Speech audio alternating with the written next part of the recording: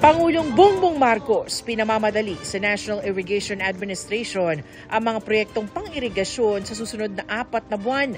Ayon sa Pangulo, bilang paghahanda yan sa epekto ng El Nino. Para pagdating ng Mayo, may sapat na tubig kahit hindi pa umuulan. Mahigit 100 excavator ang itinurn over sa NIA sa Subic Bay Freeport Zone para sa maintenance ng irrigation systems sa buong bansa. Nauna nang sinabi ng DOST na 77% ng bansa ang makakaranas ng tagtuyot sa katapusan ng Mayo. Posible raw na ang El Nino ngayon may hahalin tulad sa umiral noong 1997 hanggang 1998, ang pinakamalalang naitala sa kasaysayan. Dating Congressman Arnolfo Teves Jr. sinampahan ng reklamong pagpupondo umano sa terorismo.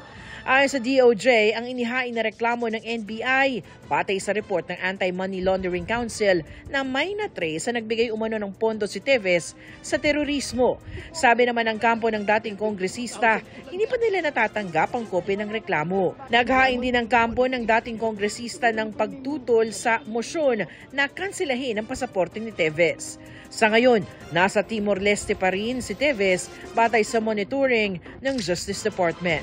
Pilipinas bumoto pabor sa resolusyon sa United Nations General Assembly para sa agarang ceasefire sa Gaza ayon sa DFA. Isang Pilipinas sa 153 na bumoto pabor sa resolusyon. 23 ang nag-abstain habang 10 ang tumutol, kabilang ang Israel at Amerika. Ayon sa kinatawan natin sa UN, bagamat kinukondena ng Pilipinas ang pag-atake ng Hamas sa Israel noong October 7, dapat daw sikaping iwasan ng collateral damage sa mga sibilyan. Noong Oktubre, nag-abstain ng Pilipinas sa naunang UNGA resolution para sa humanitarian truce. Para sa GMA Integrated News, Anima Refran, ang inyong saksi. Mga kapuso, sama-sama tayong maging saksi. Mag-subscribe sa GMA Integrated News sa YouTube.